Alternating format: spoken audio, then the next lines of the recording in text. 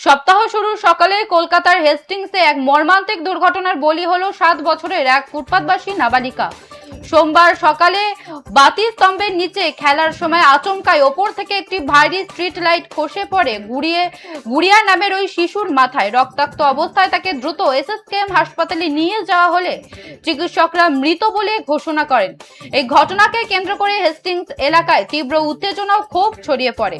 স্থানীয় বাসিন্দাদের অভিযোগ, বাতি স্তম্ভটি দীর্ঘদিন ধরে বিপজ্জনক অবস্থায় ছিল এবং একাধিক নাটবল্টুর বদলে মাত্র একটি নাটের ভরসায় ঝুলছিল ভারী আলোটি। বারংবার প্রশাসনকে জানিয়েও কাজ হয়নি।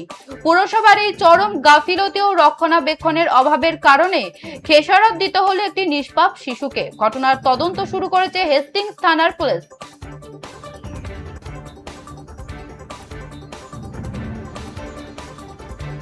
যে খবরের দিকে নজর রাখছিলাম, কলকাতায় মর্মান্তিক দুর্ঘটনা, বাতি স্তম্ভের লাইট ভেঙে মৃত্যু 7 বছরের শিশুর।